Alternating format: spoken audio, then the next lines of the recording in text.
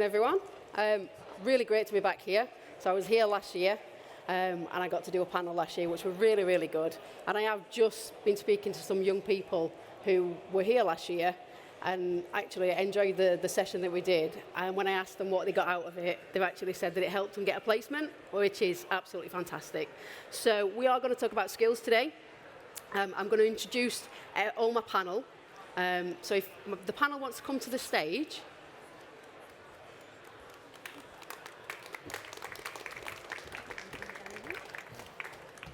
So before we kick off on the panel, we're just going to have Bobby Perks, who's going to do us a little bit of an intro, give us a little bit of a career insight into sort of her journey, and sort of set the theme for us for our panel. Moving on. So Bobby, yep, I will give you the stage. Right, thank you, Donna.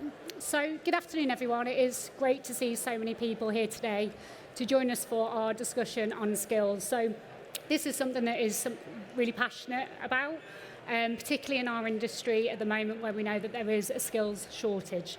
So as Donna said, I'm Bobby Perks and I'm proud to work for Key Infrastructure within our Highways division.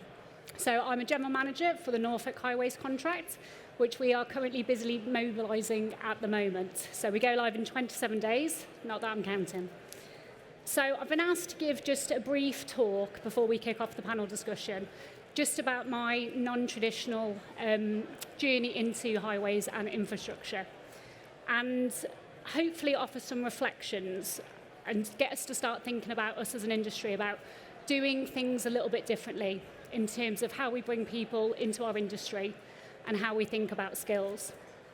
And we need to think about not just how we bring them in, but how we keep them and how we make sure that we retain that skills within the industry. Now, this always surprises people when I say this, but as a little girl, it wasn't my actual dream to be a general manager of a highways contract. I know that's quite shocking to know. And I don't say that because I don't absolutely love my job, because I really, really do. But what I mean is I fell into this industry sort of by accident, which I'll come on to shortly. But given where we are at the moment with the growth of infrastructure within the UK and the different projects that we're going to need people to be supporting us on, it's really, really important that we start to proactively engage people into the industry. We can't just rely on them to fall into the industry as I did. So what was my dream job? Well, like a lot of kids, I absolutely loved animals. And so I set my sights on concentrating and going to study to be able to work with animals in the future. So at the age of 18, I was accepted to Aberystwyth University in Wales to study a Bachelor of Science in Zoology. So fast forward 3 years, I get my degree and I land what I think is the dream job. I got a job as a draft keeper at Chester Zoo, and I couldn't believe it. I was over the moon. And much to my disappointment, and maybe yours, I really didn't enjoy it. I didn't enjoy it because it was quite repetitive. I didn't feel overly challenged. It was lovely working with the animals, don't get me wrong, but every day was sort of the same, and it was quite boring. So at that point, I'm early 20s and panic sets in. I've got quite a bit of student debt from going to university to study science, and I've realised that my dream job, I didn't enjoy at all, and I didn't know what to do. So I thought to myself, I'm going to take some time out. I'm going to go and think about what I want to do, and I'm not going to jump into something. So whilst I did that, I did have to apply for a couple of jobs. And one of the jobs that I applied for was at Telford and Beacon Council within their Highways, Transport and Engineering department. And much to my amazement, not only did I get an interview, I got the job. Now, it's worth noting at this stage that I did find out a few years later, after becoming quite good friends with the lady that had interviewed me, that she shared something quite interesting with me. I thought that I'd got the interview because maybe I had a strong CV, and it turns out that it was because they thought my name was quite unusual, and that it was really bizarre that somebody with a zoology degree was applying for a job to work in highways. So it was sort of by pure luck, actually, that I got that interview, but it's always made me reflect back to think, had my CV gone in the bin, and had I not been given that opportunity, who knows where I'd be now? Would I still be in the industry? Probably not.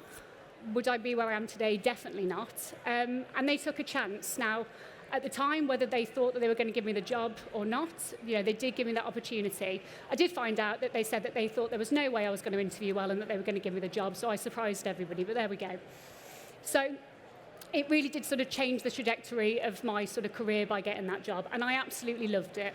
I loved my job at the council because no day was the same. Every day was completely different. I got to work on projects within the place that I lived. I got to work with communities, politicians, and I really, really enjoyed it. And I always sort of felt a little bit like, had the job sort of, if I'd have seen the CV a few years later or seen the job advert, would I have applied? Because I didn't have a HNC or a HND, I hadn't had any experience working on site, I didn't have a civil engineering degree. But actually what I realised is I'd got a lot of transferable skills from my degree. So I'd done a lot of data analysis, report writing, critical thinking, and all of those helped me in my job at Telford, and they still help me today. So it's just something to reflect on in terms of what our CVs and what our, I suppose, application process looks like, and how we can make sure that we don't stop people from thinking that they can apply for jobs. So at Telford and Wrekin, I was there for nearly 7 years, and over the years I progressed and I got some promotions, and within 5 years I was asked to lead on 2 big procurements of 2 major contracts. So their street lighting contract, which was also included a $5.5 million LED upgrade, and also their 14-year highway maintenance contract. And I told this story a few months ago, and I remember my line manager said, "We want you to go and run these projects." And I said, "Yes, that's procurement." I said, "Great." And I went back to my desk and I Googled procurement, because I didn't actually know what procuring a service meant. And as I've said to a lot of young people that I work with now, if you get offered an opportunity, say yes and figure out how to do it afterwards. And that has always sort of kept me in good stead within my job. So fast forward 7 years, I had a great time at the council, but it was time to sort of take the leap into the private sector, and I joined the world of contracting. Again, an absolute big eye-opener, but I really enjoyed it, and I always felt that having come from the client side and now working with clients, I really understood what some of their pressures were in terms of some of their budget pressures, political pressures, particularly at the moment where we're helping our clients navigate through local government reorganisation. So that's always sort of helped me. But I got to travel all across the UK in my job. I lived in Lincolnshire, I worked in Manchester, I went down to London and worked on HS2. And now I'm in Norfolk, which brings me on very nicely. So Norfolk is particularly special to me, and I know it is to Donna as well, because we worked on this bid really, really closely together. And what was really unique about this bid is there was a lot of opportunity, and they wanted the service provider to be able to do something really great for the young people of Norfolk. And they really wanted us to offer something special in terms of skill development and supporting young people into employment. But not just young people, there was a real focus on people with care experience background. So usually when we have these opportunities to bid, sometimes it's a little bit constrained what we're able to put. They sort of tell you what they want, but for me and Donna, it was a blank piece of paper. They said, "We want you to deliver measurable outcomes, and we want you to leave lasting legacy impacts for these young people." Blank piece of paper, off you go. Which was music to our ears, wasn't it? So over the next few weeks and months, we developed our care leaver strategy for Norfolk, which is titled Building Brighter Futures for Norfolk. And this is a 6 to 10 week programme that has been designed by CARE, will be delivered by CARE, and will offer a lot of opportunities for young people in all different sorts of sessions. So we're going to be helping with things like financial management and financial planning, mock interviews, CV writing, and we're also going to make sure that they get that opportunity to rotate around our different teams, because I think one of the things that not everybody knows is that when you reflect back on or think about our industry, sometimes you think you've just got to be in PPE all the time, working out on site, or you've just got to be an engineer. That is not the case. We've got teams like Donna runs that managing and delivering social impact in our communities. We've got people looking at environment, carbon, data, systems, AI technology, digital twins, planning, performance. The list goes on and on. And we don't always know that, so we want to make sure that these people that come and join us understand there is just a wealth and breadth of different roles that you can do within the industry. So whilst we support these people over the 6 to 10 weeks, they're going to have a trained mentor and buddy, and when they complete that programme, they'll have a celebration event, they'll have a voucher, we'll make a big fuss, but also the main thing is that we guarantee that they have an interview for one of our apprenticeships, and we've got a lot of apprenticeship roles that we're going to be offering in Norfolk. So we're really, really excited about it. We launched that program on the 14th of April, and I think for me and Donna, we're so excited and passionate about it because we know that talent is everywhere, but opportunity isn't. And so I think as an industry, we've not just got a responsibility, but we've got the ability to really help sort of close the gap on that.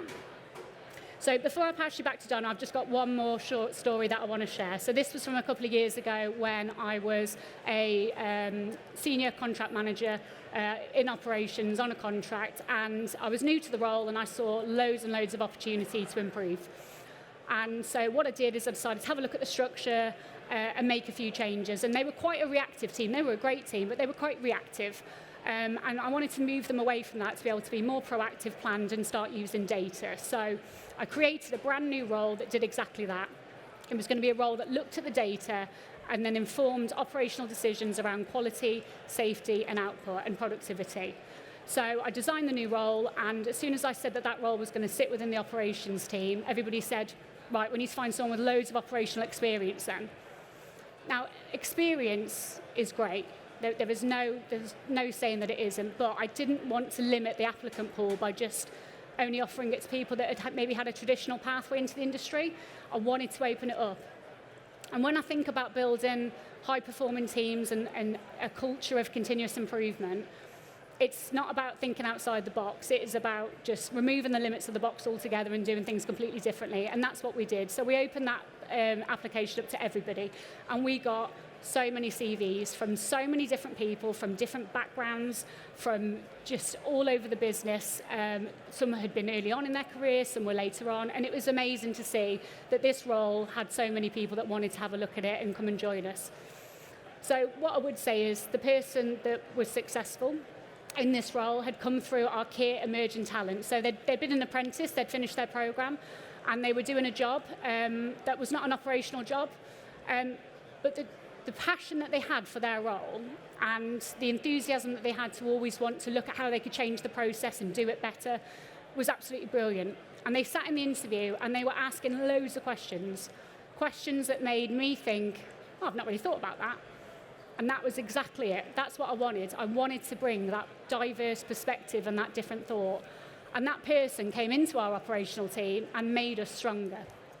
And that was absolutely fantastic. And that person now is really thriving in that role.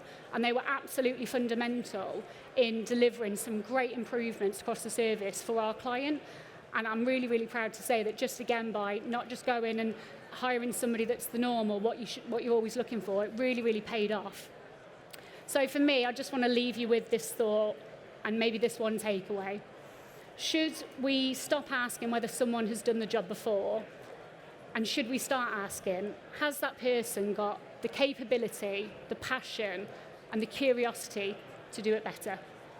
So thank you very much, and I will now pass back to Donna. Thank you very much, Bobby. Brill, I'll let you take a seat. Brill. So thank you very much for that. That really sets the tone on sort of what we're going to be doing on this panel. So obviously the panel is all about skills, and it's well documented that actually our industry has got a skill shortage. But actually, it's quite strange because there is no shortage of potential. Potential is out there everywhere. We just need to be looking in the right places. So we said we've got this shortage, but actually the industry really is this shortage of access, shortage of the pathways to get people in. And then in some cases, it's the imagination, how we look at things a bit differently, think differently to get all these really, really fantastic people into our industry. Because it's an incredible industry. It really is. Bobby's just sort of been giving you a little bit of a flavour of her career site there. It's a great industry to work into, so we need to get the message out there. So obviously, like I said, today, what we want to do is just look at all the skills and how we can be a bit different, how we can attract that new talent, because there is endless amounts of talent out there if we look in those right places, like I said. So, as I said, our industry is full of purpose, and we build the roads, rail and infrastructure that connect people. Why don't we connect the right people to the jobs that we need? Today, I am genuinely thrilled to have a fantastic panel with me to really take a deep dive into how we can really diversify our industry, how we can attract this new talent, look in different talent pools and get them sort of into the roles that we've got to sort of fulfill. So I am going to let each person introduce themselves, and then we're going to kick off into some questions. It's going to be a really great discussion, and if we've got time at the end, there will be time for a couple of questions, but we'll sort of see how we go. So I am going to start with Andrew. Do you want to briefly introduce yourself, Andrew? Yeah, so I'm Andrew Stevenson, and I'm the Procurement Director at National Highways, so we deal with all the taking a scheme and basically getting a contractor on board to ensure it gets delivered. And a whole broad of other things and topics which we'll draw out through the discussion, I guess, but that's my role. Brilliant. Sophie? Brilliant. I'm Sophie. I'm Head of Partnerships at Zero Gravity, and we are a tech platform that connects low opportunity students to top careers and university. Amazing. Steph? Yeah, hi, I'm Steph Tickle and I work for a social mobility charity. So we connect young people from across the UK into long-term careers and really support companies in different approaches for recruitment. Amazing. And Sue? Hi there, I'm Sue Percy. I'm the Chief Executive of the Chartered Institution of Highways and Transportation. And the whole issue around diversity and inclusion has been something that we have been focusing on probably for the last 15 years or so, and working with our partners such as Kier, National Highways and others to really push that forward. It's a real passion. It's one of our core themes as an institution, and so I'm delighted to be here today. Amazing. And we've just met Bobby. Don't need to introduce Yeah. me. Amazing. So, as you see, we've got some really, really fantastic panellists here, all very like-minded, as I am, in really making a difference and sort of attracting young people and sort of people from different backgrounds into our industry. So I'm going to kick off with our first question. And I am going to chuck this at some people. So, but feel free to dip in if others have got something to add. So if you asked a 16-year-old what our industry is about, what do you think they'd say, and how do we change their answer? And I am going to direct that towards Andrew first. Thanks, Donna. So, to answer that, I'd probably reflect on my own experience. So when I was kind of 14, 15, didn't really know what I wanted to do, but I got a kind of side hustle, for want of a better terminology, labouring. So I started filling skips for local construction companies on domestic schemes, and really, really enjoyed that process of seeing stuff happen and get built. And I think that inspired me to want a job in construction, and I know that's not always a normal thing. So how would I see a 16-year-old see? Exactly what I saw, probably exactly as you referred to before, full high-vis, PPE, stood outside, in the rain. It's always raining, isn't it, in Manchester? In the rain, you know, and just kind of exactly what that stereotype would say. But if I then reflect on my own kind of career and where I see myself now, from somebody that was filling skips, and incidentally, the reason I ended up there was actually because of the main contracting community, many of whom are in the room today, because they, at the time, were invested in skills. They were invested in trying to draw people into construction. So I ended up on a sponsored degree. I didn't have to get any A levels, which is a bit unfortunate. Because once I didn't have to get them, I kind of didn't do a very good job of them. But as a 16-year-old, they kind of went through an interview process. First question they asked me, do you think your tie goes with your shirt? They wanted to see what I was made of, exactly what you were referring to before, what I was about, by putting me under a bit of pressure. So they offered me a role as a quantity surveyor. I was quite good at maths, so I quite fancied that. I knew I'd be operating in construction. Guaranteed me summer placements, summer work. I worked on schemes like the M74. I worked at Sellafield Nuclear Power Station. And the handshake was, they would give me money, but they didn't want me to spend it on books through university. They want me to go out to the pub and spend it on other activities. They wanted me a little bit more rounded than a straight first-class honours degree student who would leave and go into finance or something else. So I was absolutely a product of that kind of investment in skills. But what I would say about how people should see the industry now is kind of what I see. I've got a team of about 250 people. I've got a pipeline of work at any one time that's anywhere between 60 billion and 100 billion pound. I deal with 10,000 contracts a year. 10,000 contracts a year. The numbers are insane. We're typically spending anywhere about 6 billion pounds a year. So you look at the length and breadth, whether that's paper plates for functions, through to professional services you referred to before, through to absolute mega schemes like Lower Thames Crossing, a 10 billion pound single infrastructure project. You see all that and you think, how exciting can this industry be? It's modern, we're decarbonising. The decarbonisation agenda is so exciting because the change in which you can see and the rapid speed of change is just kind of happening, and we're responsible for driving a lot of that.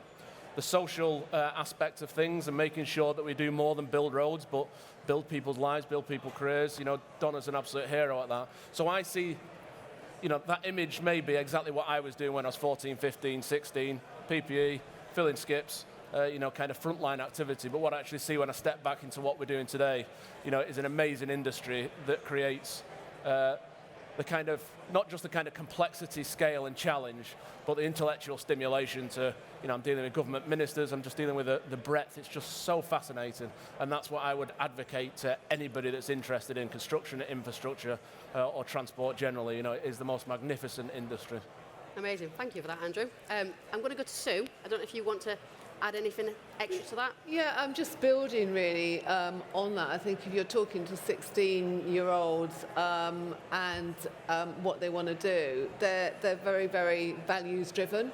They're also really sort of wanting to understand the environmental impacts, and they want to know about sort of social influences. And of course, our sector delivers on all of that. But what we're not very good at is the storytelling. We get very quickly into our own language and into the detail. And I think for a sector to really reach out, you have to talk about it in a very different way. You have to make it relatable. You have to sort of excite people about it. And it's not about how good the bitumen is or whatever it might be. It's really about those values, how, you know, you talked about decarbonisation, about sort of the contribution to biodiversity, to social inclusion, to actually getting, you know, people to work, to hospital appointments, and making that sort of seamless. And also really understanding that a lot of people don't have access to good transport or to cars, and really sort of reaching out beyond what we know and our norms, and really thinking differently. One of the things that I'm really pleased that's happened, the Highway Sector Council have done a video on Ways of Life, which has tried to talk about this in a very accessible way. So if you haven't had a look at it, please do have a look at the Ways of Life video, because it really changes how we really talk about it, and talks about the careers that you can have and where you can start from and where you can get to, and how you're going to influence people's lives and how you can influence the economy and all those other things. So for me, it's about changing the narrative and a different way of telling a story.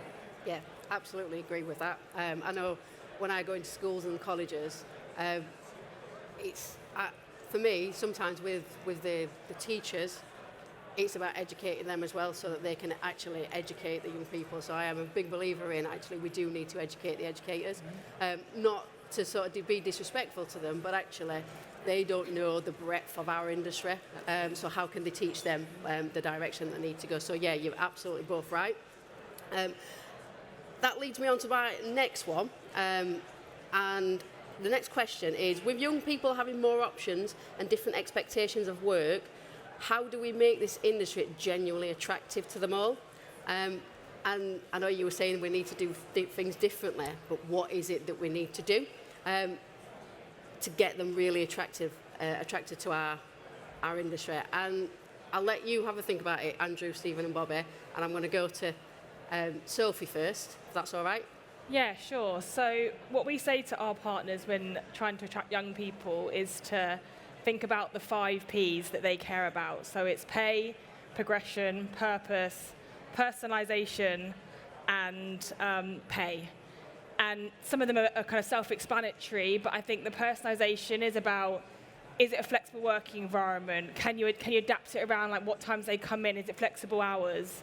And then also with the purpose side, as Sue mentioned, what projects are you working on that might be helping with sustainability? Like beyond what you do, like they really, really care about those kind of things, and it's a really good way to attract young people. And I think young people get quite a hard rep because that feels like quite a big ask for them to want all those things.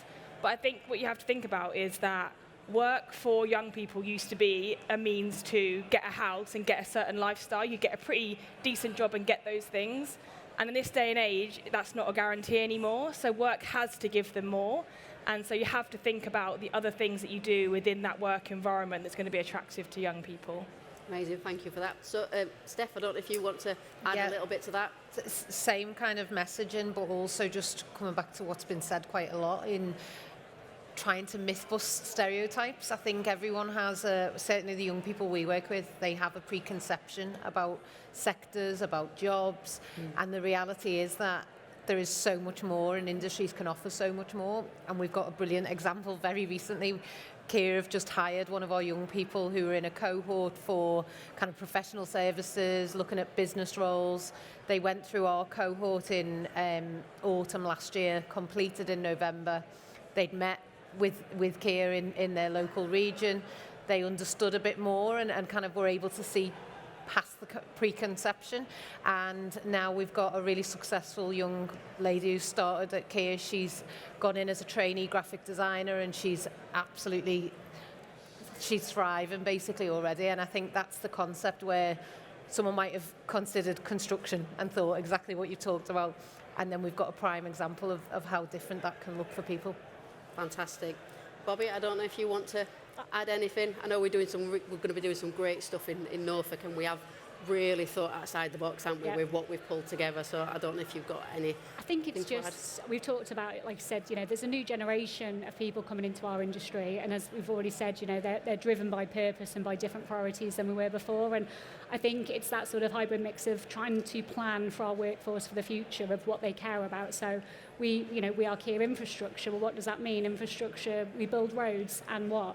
Oh no, we build roads that connect people to work, to families, to schools, and we do that sustainably. What does that mean? We're looking at how we can decarbonise so that we can help in terms of our sustainability commitments. That's the sort of things that these people are going to care about.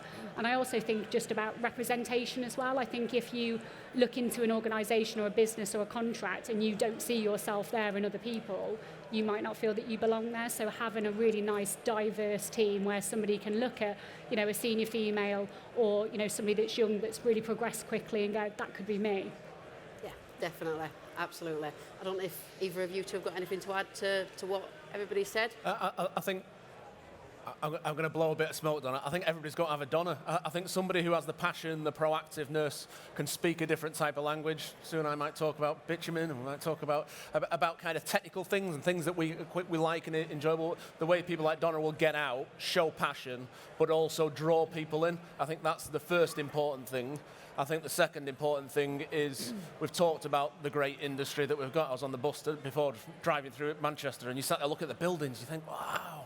The history of the construction sector and the great stuff that's there, the great stuff that's happening. We talked about decarbonisation, social value already. If we can sell that in a currency that young people understand, social media, we're not great at that, I don't think, as a sector, as an industry, because we all kind of like the bits that we're kind of passionate about, and I think that's the second thing that we need to change. So get yourself a Donna, and let's figure out how to make a real social, real kind of films and things that can kind of demonstrate the breadth, the exciting opportunities that there are, and the range of stuff that we do. Brilliant. So the only other two things I was going to add is you've got to be able to demonstrate career progression. That actually, if we will invest in you and you will see the fruits of that, and really sort of show and paint that picture of wherever someone comes in, that actually there are different routes through and that they can follow their passions. Because certainly in this sector, whether you are really into the digital side, the environmental side, or whatever it is, there is a pathway through. And so really being very clear about that and really painting that picture of this is what you can aspire to do. And also for me, it's around, we can get great people in from lots of diverse backgrounds, but you've also got to work on the culture of the sector, not just the company, but the whole sector, because there's still pockets of really poor practice. And we've got to change that, because, that also wants to, we want a sector that everyone feels safe and belong into. And we're not quite there yet. We've got some very good examples, but all of us collectively have also got to be in a position to call out when that's not happening, because that also means people will stay, because it's not just about getting in, it's retaining them and really seeing them flourish. And so there's that cultural piece that all of us here today really have to own and be quite brave about as well. Yeah. You make a great point on apprenticeships, though. I mean, so we take on apprenticeships because we find that we get loyalty from apprentices. Apprentices come to National Highways, they go, what a great sector. They kind of get that kind of route in, and then they stay. I've been in National Highways 6.5 years. I think we've taken 3 to 5 apprentices into procurement every year. We've never had a single apprentice leave National Highways in that 6.5 years. And the case studies, which if you could stand our apprentices here and talk to you about their career progression, you know, it is fantastic. And I think that's why we are such a good sector, because we're taking people at that entry level and really kind of developing skills. We've got people who are kind of working on £1 billion plus procurements and projects who are 21 years of age, 20 years of age, 18 years of age. It's amazing. Yeah, absolutely. And it's a really good point you're saying about retention, because we absolutely need to bring more people into the industry, but we do need to retain the talent that we've already got as well. And I know one thing that we've been doing in Kia, because you're right about the apprenticeships, Andrew, once we've got them in, how are we going to keep them there? And what we've found is actually the young people that are coming through on apprenticeships now, actually they don't always want to just stay with one organisation, and that's how it used to be. It's not like that anymore. And what we've realised is actually we do sort of, to nurture that talent, we need to let it go a little bit. So we sort of call them the boomerang generation, if you like. So we're giving them the opportunity to go out to our supply chain partners, to our contractors, to our suppliers and everybody to sort of get more exposure to the industry and to the different career options in there, with the hope that actually we've set you free a little bit, but you're going to come back with all this extra knowledge and experience to bring back into our organisation. So yeah, definitely retaining that talent. And again, that's about thinking differently, isn't it? So that leads us into our next question. So if we talk about talent, and if we were to be designing our talent pipeline from scratch, what would we do differently to ensure people from all backgrounds can access careers in our sector? Because we seem to want to have a variety, but actually we're not always attracting the variety that we want. So what do you think we need to do a little bit differently? And I will come to Sue first. Okay, fine, thank you. Well, I think there's a lot of good work that's already happening, because certainly a few years ago, if you just looked at job descriptions, you know, the language, the way that they were produced excluded half the population to even look at it. And so I think that's sort of understanding and really thinking about how we present information so that's attractive to everybody and doesn't shut off people right at the very start.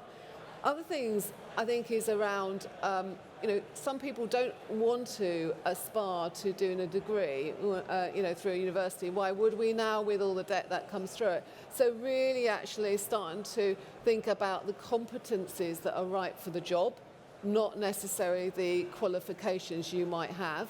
You can always obtain them as you go through your career, but really having much more clearer competence that are related to the job and being very clear about that.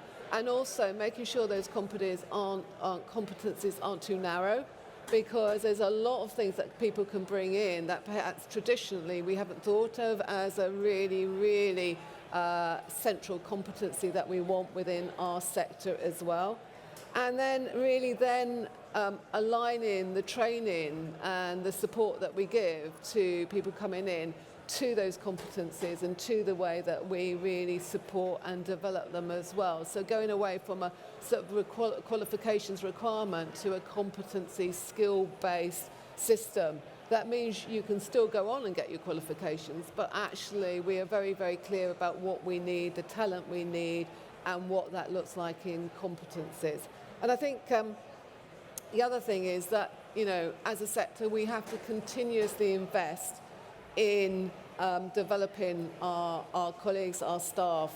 And when things get tight, often that training budget gets slashed. That is the most short-sighted thing any organisation can do, because you're on a downward spiral. So it's really about making sure that those sort of things are embedded as part of the business that is absolutely just as critical as health and safety. your talent management, your talent development, and should sit along that sort of priority. It's absolutely fundamental. And so those are some of the things I'd like to see. Well, so I think Sue's covered quite a lot there from industry. I am going to chuck it out to you two now. So as the externals, as the organisations that we work with that deal with these young people every day, what do we need to do different? I think there's a couple of things for me. The kind of process for application, for recruitment. Often we hear companies who say to us all the time, we want to be diverse, we want to include people. It's brilliant, we want to work with you, but you have to change. And often making that change is the hardest part. So, you know, we've worked very recently, we've got a big contract with an insurance company who wanted to hire lots of our young people. As soon as our young people would apply through the first stage online, they did not have enough experience to be able to answer the 3 questions to get them to the first stage interview. That was the end. So we kind of fed that back immediately. We were able to stop that as it happened, and their HR team said, right, for anyone from your company applying, we just get rid of that first step. We give them the phone call interview first. It doesn't mean they are getting an easy access or anything else, but it's understanding if we want to attract different people, we have to change processes. Absolutely. And I think in an advice sense, that's the biggest thing we'd say is look at who you're trying to attract, and very similar to what you just said, how do you do that with a job description, with a recruitment process? But I think the other thing is also just based more against those skills. So what is it when you are looking for new recruits, what is it that matters the most? So you mentioned it before, you know, what are the things that are important when we talk about the skills? Is it a qualification, or is it actually someone who's going to come into your workplace and offer resilience, a new thought process, a different way of looking at things, and really iron that out before you go down the road of just selecting the same people all the time. Brilliant. Fantastic. Sophie, have you got anything you want to add to that? Mine sound more like simple things, but they make a really big impact. So I would say the socially mobile students are most likely to apply late in the deadline of an application window. So that can instantly put them at a disadvantage. So I think it's really important when you're putting out a job advert to say the earliest time it will close, and that the fact that getting in there early makes a difference is one thing. I also think things like a prepaid card for travel costs to interviews. The amount of times you have students that reach out to us that just don't have money on their card to get to the interview in the first place, and it's such a stress for them the night before. And then the other thing is when you're inviting them in for an interview, do a document on what to expect, a picture of what the office looks like, a picture of where the door is, and these all sound like simple things, but if someone has never been in that space before and none of their family have either, it's really, really daunting, and it already puts them on the back foot when they're coming to quite a daunting experience. So I would say that those things are really, really important to consider. Definitely. I think one of the things, just for me to add, Donna, because I agree with all that stuff, and we talked before about attracting people, but I think making sure that we set up interview panels in the right way. I think we kind of have to make sure, you know, that we are have diverse panels, not just in terms of race, sex, anything else, but just in terms of mindset and economic background, everything else. You know, I generally interview with the same people, and I think we've done a really good job of it. And the second thing I just add is about networks. I think highways generally, I think national highways are really good at being able to allow yourself to see like-minded people or people with other issues. So we've got something like 20 networks. So we've got the women's network, we've got LGBTQ+, we've got the Muslim network, we've got interfaith networks, ex-military, and as a leadership team... Testing you, can you remember them all? Yeah, as a leadership team, we engage in those. So I did my first ever fast week ago in terms of understanding what Muslim colleagues are going through. I'm doing a sleep out with military veterans in 2 weeks' time. So it really kind of sets that tone where there are people around in a company like National Highways, and I'd say highways generally, who can kind of help support. You can see kind of how you fit. And if you're having challenges, you've got different outlets where you can discuss things and issues. So, you know, it's a fascinating place in that regard. Fab. Bobby, I think for me, I always remember feeling under a lot of pressure when I was 17, 18, that I had to pick what I wanted to do at that stage. And back then it was pretty much you went to university or you got a job, that was it. There was no other real routes. And again, that's why I'd made that decision of something I enjoyed as a child, and I committed to it. I'm really fortunate I was able to take a completely different path. And I think we've got to maybe recognise that not everybody knows at the age of 5, 10, 15, 18 or even 30 what we want to do with our lives. So I think being able to offer tasters and rotations within organisations to say, right, we've got a comms team, we've also got an environmental team, we've got rotate people around and let them find their passion, because, as I said, I didn't pick this, but I've fallen into it and I'm where I'm really happy, but I didn't know this even existed 20 years ago. So I think, I'm like you, Bobby. Yeah. I started out in sports development, and look at me now. Applied for a job and I didn't know anything about construction or infrastructure, and 10 years later, here I am. Yep. So, yeah, absolutely. So we're going to move on a little bit. And obviously we've kind of spoke quite a bit around attracting young people into into our industry, which we absolutely need. So we need to bring those people in. But actually, there's a whole overload of talent out there that we also need to tap into. And one of them, which I know Andrew and myself is quite passionate about, is prison leavers. So this question is all for you, Andrew. So what do you think stops more employers from tapping into the skills and motivation of prison leavers? Can I go a bit wider than just answer your question? So Donna was actually part of my inspiration. So when we were chatting just about social value kind of more broadly, Donna was talking to me about working with ex-offenders. And kind of said, just go into prison, have a look. Have a look for yourself, see what you kind of think. So I went in with Balfour Beatty, actually, who were in the room, to HMP Hindley. About 4 weeks after that initial visit, I was blown away by some of the people that I met. I mean, really blown away. There's some really smart. I think one of the people asked what I thought of Balfour Beatty's new chief executive, which was Leo Quinn at the time, and then started to recite part of their annual accounts. And I was sat there thinking, it's not what I imagined people in prison to be doing, I'll be honest. So not long after that, I was asked to be the chair of an employment advisory board, a kind of another voluntary role, a prison in Wigan. So kind of went into that, and we've had people within that prison system who are kind of laying cones off the back of cone wagons in the yard. They're white lining out in the car park. More white lines in that car park at Hindley Prison than anywhere else. We have people doing strimming, all the kind of maintenance that you would see on the roadside, but doing it in the prison environment. So they develop the skills. We talked before about interviews and, is it a CV or is it something where you can see somebody turn the hand to something and be good at it? Some of those trades in particular, we have real skills shortages. They're unsociable hours.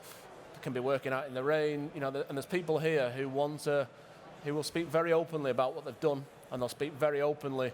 A very emotional conversation a couple of weeks ago where one of the men talked to me about national highways, the highway supply chain coming into prison, it being a bit like going down a well, and the door shuts and you're in the bottom of the well and it's dark, and an employer coming in and showing interest and showing skills is like somebody shining a light and saying, follow me, this is the way out. And you kind of sit there and think about that, and you think, "Wow, that is so powerful." So there are people who have done, who have committed offences and done things wrong, and they're very accepting that is the case. But those people similarly want a chance, and for the people that give them a chance, they will be some of your most loyal employees. And they don't always work out, but they will be some of your most loyal employees because it'll be the person that gives them the chance. And they'll talk to you about the opportunity. We have people that will just sit and say, I just want to do traffic management, I like the cone laying, and we can kind of line up interviews with an employer straight afterwards. And it's broad. We have them doing cocktail making with mocktails because they're not allowed alcohol in prison, obviously. So we do chef's courses, we do all kinds of stuff, but they get qualifications so they're job ready. It's not like they have to come out and then sit there and go, all right, what do I do? And then it'll take a month to get a CSCS card and a month to get the LANTRA qualifications, and all of a sudden they haven't had money, and then they started doing whatever they did before and falling in with the wrong group. So that kind of employment already sat there with the skills, with the cards, with the certificates, is a massive weight off the mind. So coming back to your actual, if I do one more bit before I actually answer your question. So we were chatting, weren't we? And you kind of sit there and you think, so that was quite interesting, getting involved with prisons. But we have something like 20 organisations coming together from across infrastructure. These are the chief execs of infrastructure organisations in about 2 weeks' time, isn't it? So, and we've got the prisons minister who I've asked to come along, who's going to talk about the government priorities, the government missions on prisons. And then I've got some of our serving inmates who have recorded kind of films to talk about what it's like for them. And then have an open conversation with people that probably employ maybe 1 million people, included in the supply chains. The power of that is just unbelievable. So Your actual question, Donna. Question. Come So on, I Andrew. think it is the fear of the unknown. I think it is just the reputation that people kind of see a prison environment and they see the negative sides, they see the press headlines, they see the press coverage, and they don't see the remorse, the regret, the desire to change their life, to be able to watch their kids play football or walk their daughter down the aisle or whatever those things may be. They don't see any of that, and they just see the negative press headlines, negative press coverage. So yeah, if you're interested in working with ex-offenders, come and have a chat with me afterwards. Yeah, Or Donna. definitely. Thank you.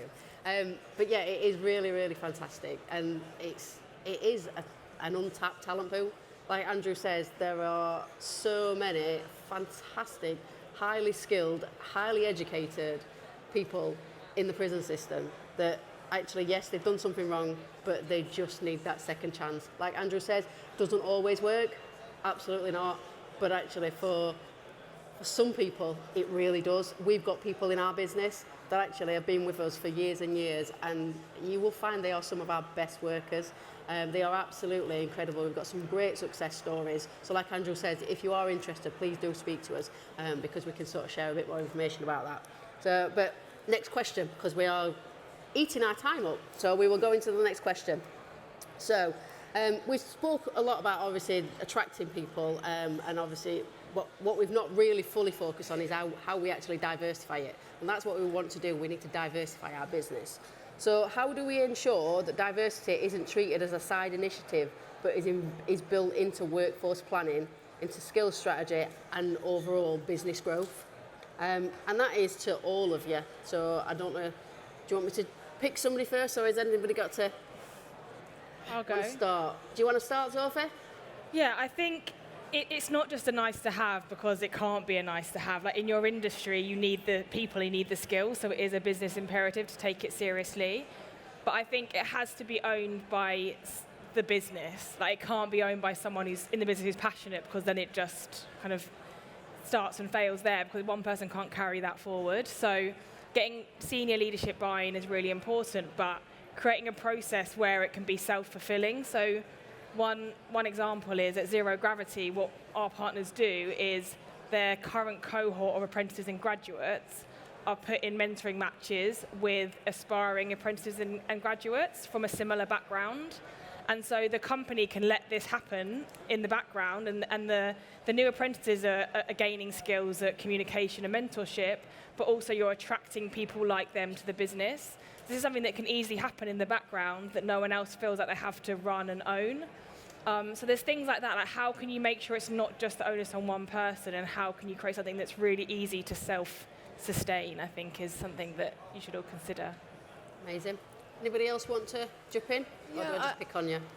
All I was going to say, it has to be a way of doing business, not a project, not something that sits somewhere else, or where it's just your business.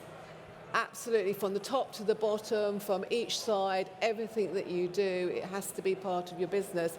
So, you can start embedding that through having the right targets, strategic targets, alongside the targets that you have maybe on safety or other, key KPIs. Because as you know, the mantra of, if it's there, you'll measure it and then you'll look at progress. It has to be accountable as well. You have to make sure you're accountable on it and actually really pull people up if they're not delivering on that, because what you'll find in any business, there'll be pockets of really good practice and pockets of less good practice and a lot in between. And so you've got to work across all of that and really pull those areas up which need that support and move them forward around embedding diversity.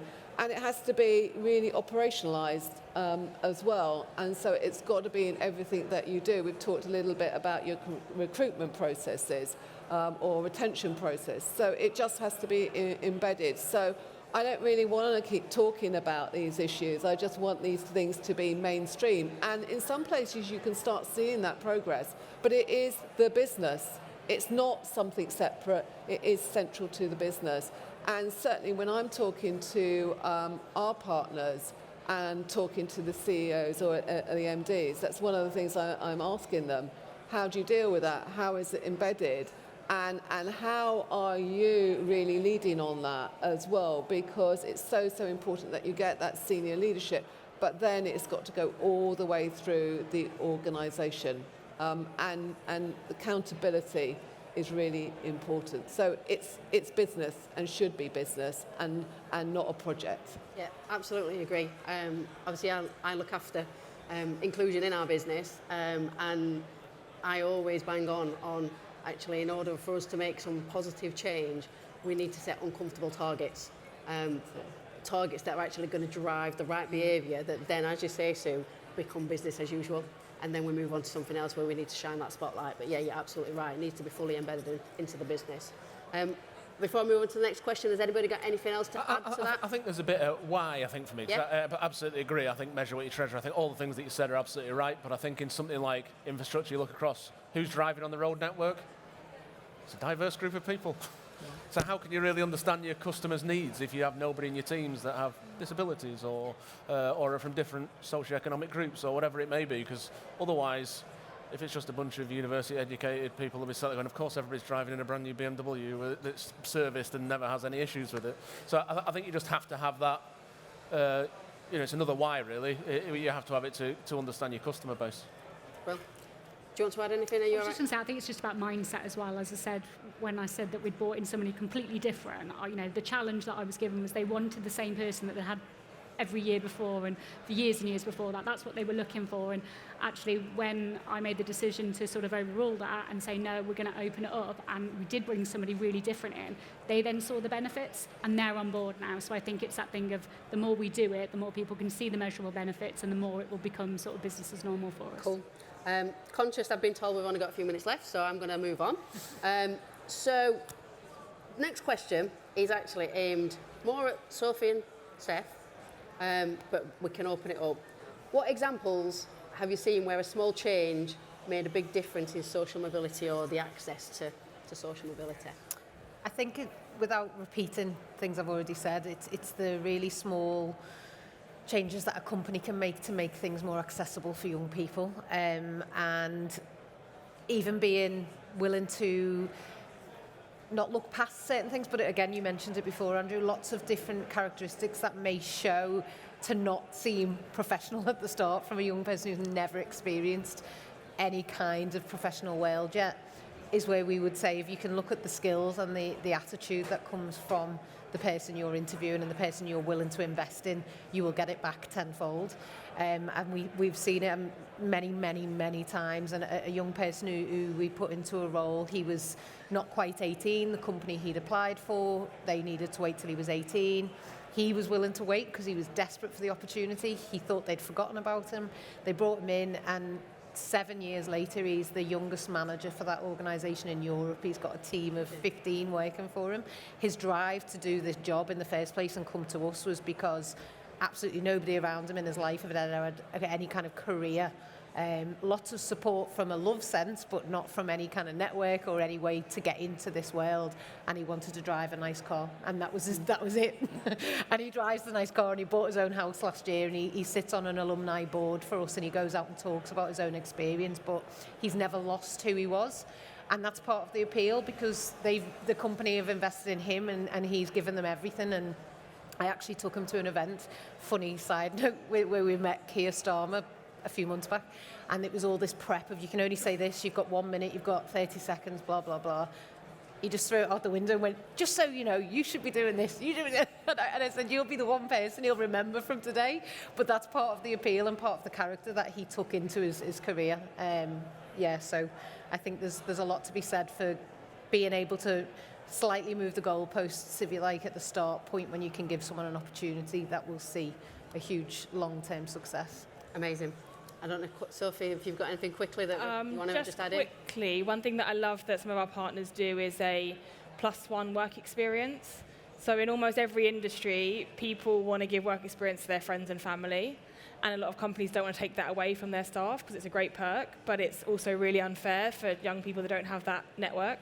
So a lot of our partners commit to, whenever they have a friend or family come into the office, they always have a zero gravity member to come into, so that the opportunity is always out there for other people. So I'd say that's a really lovely kind of tweak that you can probably do really easily within your business to make a real impact. Yeah, The only other one to have for me is in terms of advertising. So there's always this temptation, I'll go and advertise externally because I find all these amazing people.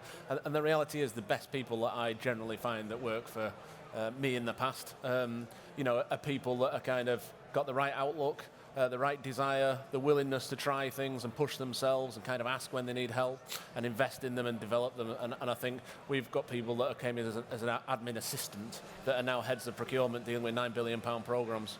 That kind of growth is amazing, but it's the fact that they don't lose the bit that you said before, the drive, the everything that kind of sits behind that. So, Brill. I'm going to finish on one last question, and this is, what's the one action you'd encourage every organisation here today to take after this session? And I'm going to work my way down. Do you want to? Yeah, I think just have a look at your application process and look at your language and make sure that we're not limiting people because of qualifications and things like that. It's about attitudes, behaviour, and just people being able to sort of come into a role. You can learn things, but actually, let's not limit it just because of letters after a name and things like that. Well, Sue, I don't know if you had... I was just reflecting on this because we've heard brilliant practice, but not every organisation has a donor. There are a lot, our sector is made up of a lot of SMEs, and actually this can be quite overwhelming when they're just trying to get on with the day job. So my sort of would be, whatever stage of how you're embracing this is just identify one barrier and try and resolve that. Try not to sort of boil the ocean. There is a tendency sometimes to sort of like get so excited and then, and you actually do nothing. So really just choose one barrier depending on the type of organisation you are. And then also lean into others, who will share their great practice and support. And certainly at CIHT we have a EDI hub where people can go and have a look, and where partners like here put good information up there, case studies. So you don't have to do this all on your own, and you don't have to have a donor to still make progress. So identify a barrier and then just try and resolve it. Well, you started something now, haven't you, Andrew? Quickly, Steph. Yeah, just to reiterate, really, you can't change your outcome unless you change your process. So make sure you are thinking about all of the start points to get to the end point, and utilise the services that exist. We both work for great organisations. There's plenty more organisations like ours as well where that support is there. If you want to tap into an audience who are willing and desperate and ready to go, speak to people who can support that if you're finding that part difficult. Well, Sophie? Share authentic career journeys. The thing that our young people get most excited about is speaking to people that are at high up positions and how they got to where they got to, and that it's not a linear journey. And I think that's so powerful. So yeah, be authentic, share journeys. Don't try and be polished, just try and be yourself, and it really comes across to young people. Do you want to wrap us up, Andrew? Have you got anything I don't think you can beat that, to be honest. No, I think that's absolutely spot on. I think that's one thing. I think probably from my perspective, I see quite a lot of younger people in front of me. I think if you're not sure on what you want to do, look at construction, look at transport, look at infrastructure. It's the most amazing industry. If you look at how much it's changed in the... I start to feel old when I say it. 25, 30 years, whatever I've been involved in construction infrastructure, it's right to move on to a new generation where the digitisation, decarbonisation, there is so much that can kind of happen, and don't hesitate if you're kind of not sure what you want to do. Just dive in, because the range of stuff is just incredible. Well, we've hit our time now. Thank you very much for everybody, all your input today. It's been really fantastic. As you can see, it's something we're really, really passionate about. It's something we really need to tackle to ensure that our industry really does flourish. If anybody's got any questions or you want to come and have a chat with us, please feel free to come and grab us at the end. But thank you very much for your time today.